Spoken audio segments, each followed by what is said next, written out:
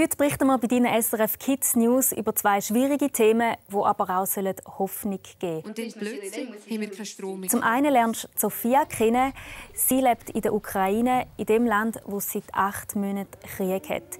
Wie für sie und ihre Familie ein normaler Tag aussieht, das erfährst du bei uns. Und du lernst Kaisa kennen. Ich finde eigentlich Mobbing gar nicht cool, weil sonst hast du irgendwie Angst vor diesen Leuten. Dann kann man sich eigentlich nicht mehr gut konzentrieren und denkt nur an das Mädchen. Ich würde dann am liebsten daheim bleiben. Was Kaisa erlebt hat, erleben viele Kinder jeden Tag. Was wir alle zusammen gegen Mobbing unternehmen können, das siehst du jetzt gerade.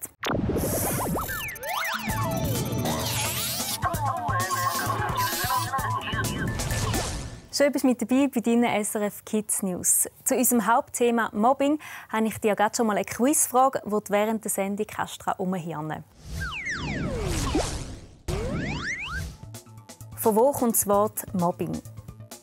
A. Vom Englischen to mob, was so viel wie anpöbeln heisst. Oder B. Vom deutschen Mob, was so viel wie eins auswischen heisst. Die Auflösung findest du in dieser Sendung heraus. Bevor wir zu der Kaisa und unserem Hauptthema Mobbing kommen, schauen wir zuerst noch in die Ukraine. Dort ist schon seit über 8 Monaten Krieg und der hat das Leben der Menschen extrem verändert. Wie das heute der Alltag der 9-jährigen Sophia und ihrer Familie aussieht, das erfährst du im berührenden Bericht von Lucia Ciocchi. Sie berichtet für das SRF aus der Ukraine. Das ist der Maxim, das ist Sophia und ich heiße Ina. Wir freuen uns, kommen dir vorbei. Die Familie hat vor dem Krieg aus ihrem Dorf flüchten. Sophia ist 9 und wohnt jetzt hier mit ihrer Familie in der nächstgrösseren Stadt in der Ukraine. Schule haben sie und ihre Brüder in den letzten Monaten nur online gehabt. Letzte habe ich mich auf die nächste Lektion vorbereitet und dann plötzlich haben wir keinen Strom mehr im Haus. Ich habe schon gedacht, dass wir jetzt gerade Explosionen hören. Wir haben uns im Gang versteckt, aber zum Glück ist nichts passiert. Auf dem Handy haben sie beide eine App installiert, die sie warnt, wenn es gefährlich werden könnte. Dann färbt sich die Karte hier so rot ein. Der Krieg hat ihr Leben völlig durcheinander gebracht. Früher hatten sie ihre eigenen Zimmer. Jetzt müssen sie sich eins teilen. Um sich von allem rundherum abzulenken, malen sie beide malen. Ich habe immer gerne gezeichnet. Früher sind wir immer ins Zeichnen zu einer Lehrerin gegangen. Die hat uns einen Haufen Sachen gezeigt. Das war super. Am Abend stellst du eine Lampe auf, legst die Kopfhörer an und kannst einfach zeichnen. Das hilft mir zum Entspannen. Von aussen wartet Besuch auf Sophia. Sie ist meine beste Freundin und ich habe sie auch fest vermisst. Weil ihr Dorf von Soldaten besetzt worden ist, haben sie sich seit dem Frühling nicht mehr gesehen. Du musst nicht brüllen. Sie haben sich nach so vielen Monaten einen Haufen zu erzählen. Aber viel Zeit bleibt den beiden nicht.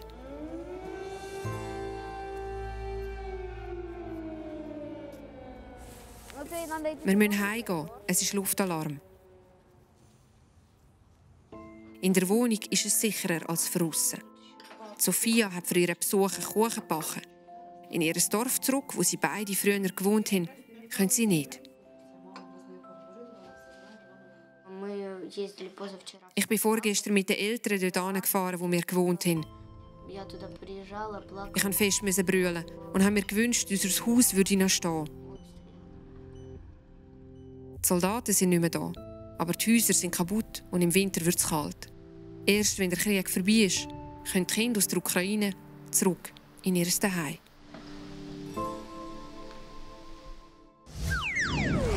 Wenn du Fragen hast zu dem Beitrag, dann melde dich doch im Treff auf srfkids.ch. Ich bin da für dich. So heisst das Lied von Luca Henny, wo er für die Aktion Say Hi singt. Diese Aktion ist gegen Mobbing. Und alle tanzen 1, 2, 3, komm und tanz mit uns. Lass dich einfach gehen und mach mit. Du kannst den Tanz nachtanzen, uns dein Video einschicken auf srfkids.ch und so ein Zeichen setzen für die Freundschaft. Das Lied und der Tanz machen gute Laune und gleich stecken ganz viele traurige Geschichten dahinter. So auch die Geschichte der zwei mutigen Freundinnen, der Kaisa und der Milena. Ich bin Kaisa, ich bin 10, ich bin in der 5. Klasse und ich werde in der Schule gemobbt. Ich bin Milena und ich bin 10, ich gehe in die 5. Klasse und ich bin an der Kaisa ihre beste Freundin. Bei mir hat sie in der 3. Klasse angefangen, wo ein Mädchen neu zu uns gekommen ist. Und seitdem ist sie eigentlich immer fies zu mir. Dort, wo die Neue gekommen ist, haben sie ihre blöde Wörter gezeigt und sie haben geschupft. Oder wenn das Mädchen bei der Kaisa beim Tisch vorbeigelaufen ist und ihre eine Flatter gegeben hat oder am Kopf geschlagen hat. Sie hat es immer öfters gemacht und dann auch mehrmals hintereinander, also mehrmals am Schultag. Ich denke einfach so, wieso kann man so etwas machen? Wenn jemand auf sie losgeht oder halt eben blöde Sachen macht, kann ich denen sagen, hört auf, weil es ist nicht lustig. Sie sagt dann, du musst keine Angst haben, weil sie macht das nur aus Ärgerlichkeit, weil sie mich ärgern will, weil sie auf irgendetwas neidisch ist. Mir macht es Mut, wenn sie mir zur Seite steht. Ich finde wirklich, man soll über Mobbing reden, weil dann haben wir vielleicht mehr Unterstützung von anderen Personen. So wie an der Kaisa geht es jedem 10. Kind in der Schweiz irgendwann während der Schulzeit. Darum hast du vielleicht auch schon mal Mobbing in irgendeiner Form erlebt. Dass Mobbing viel mehr ist als einfach ein Streit zwischen dir und deinen besten Gespendli, das schauen wir uns jetzt genauer an. Das Wort Mobbing kommt vom englischen Verb to mob. Das heißt so viel wie anpöbeln oder schikanieren. Beim Mobbing wird ein einzelnes Kind von einem oder mehreren Kindern über eine längere Zeit immer wieder gepiesackt. Zum Beispiel wird es ausgeschlossen, immer wieder beleidigt oder ausgelacht, ihm oder ihr wird körperlich wehgetan oder es werden dem Kind Sachen weggenommen oder kaputt gemacht. Mobbing geschieht in der Gruppe. Es gibt immer mehrere Beteiligte. Das Opfer, die Täterin oder der Täter, die Mitläuferinnen und Mitläufer und die beobachtenden Kinder.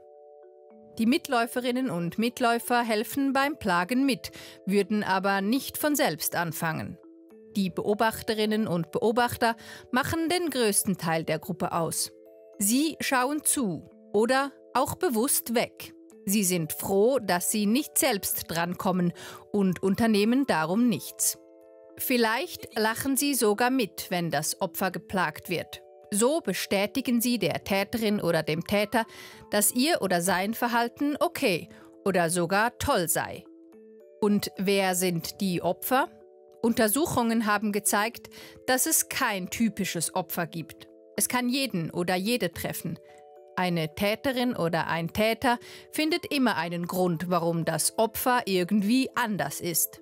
Beispielsweise gefällt ihnen die Kleidermarke eines Kindes nicht. Oder sie pöbeln ein Kind an, nur weil es besonders schüchtern ist. Oft sind die Opfer Kinder, die sich nicht so gut wehren können. Die Täterinnen und Täter hingegen fühlen sich mächtig und stark, wenn sie andere Kinder mobben. Mobbing bleibt manchmal lange unbemerkt. Es passiert, wenn keine Erwachsenen da sind, zum Beispiel auf dem Schulweg. Zudem schweigen gemobbte Kinder oft, weil sie Angst haben, als Verräter oder Verräterin zu gelten und es dann noch schlimmer wird. Oder sie denken, es sei normal, so behandelt zu werden. Das ist es aber nicht. Gemobbte Kinder leiden stark. Sie sind unglücklich, haben Angst, in die Schule zu gehen, bekommen Bauchweh oder werden krank.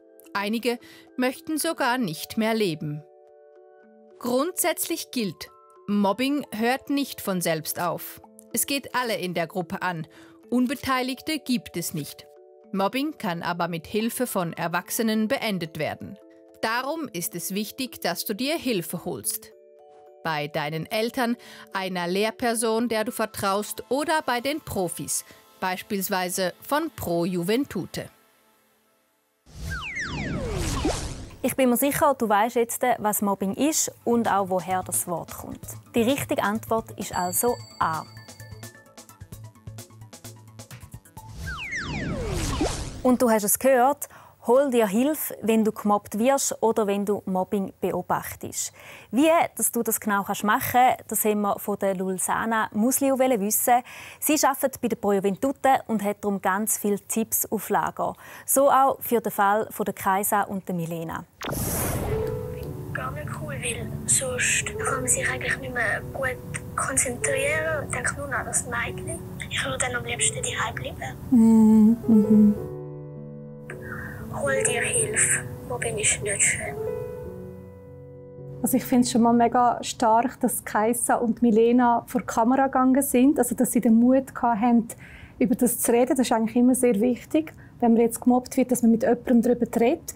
Und es ist eigentlich auch sehr schön, dass Milena zu der Kaisa so hebt. Viele Kinder bekommen Mobbing mit als Zuschauende. Das heisst, sie sehen, dass jemand gemobbt wird und sie machen da vielleicht nichts, weil sie vor allem Angst haben. Also sie haben Angst, dass ihnen das Gleiche passiert. Darum ist es nicht so einfach, sich zu wehren gegen Mobbing. Ich habe heute 3 Tipps für dich dabei. Also der erste Tipp wäre wirklich, sei mutig, so wie Milena. Also sprich es an, sag, dass das nicht in Ordnung ist. Genau wie du das auch gerne hättest, wenn du gemobbt wirst, dass jemand zu dir steht. Das tut dieser Person sehr, sehr gut und du tust damit sehr etwas Gutes. Und es geht eigentlich gerade über ins Zweite. Du kannst mutig sein, aber wenn du Angst hast, um das zu machen, um das ansprechen, hol dir Hilfe. Also organisier dich vielleicht noch mit anderen Kindern aus der Klasse, die das auch nicht in Ordnung finden. Oder ihr geht aber auf einen Erwachsenen zu, zum Beispiel die Lehrperson, eine Schulsozialarbeiterin, oder ihr ruft mal beim 147 an und schaut, wie ihr da aus dieser Situation rauskommt. Ich habe aber noch einen dritten Tipp dabei, und das wäre nett sein. Also es fängt vieles damit an, dass du selber eben nicht mitmachst. Lach nicht mit, wenn es Gemeinheiten gibt. Tu doch auch vielleicht den Neue oder die Neue in der Klasse mit einschliessen in Aktivitäten. Tu doch vielleicht auch mal das Kind, das vielleicht viel gemobbt wird, auch bewusst einladen. Und du kannst so mit einem Beispiel vorausgehen und dafür sorgen, dass weniger Kinder gemobbt werden. Manchmal findet Mobbing auch online statt. Das heisst, dann kommen die Kinder fiese Beleidigungen via Handy über. Und dem sagst du dann Cybermobbing. Wenn du dazu mehr möchtest erfahren, dann schau doch das Video von Klipp und Klar an. Habt ihr Sorge und bis zum nächsten Mal.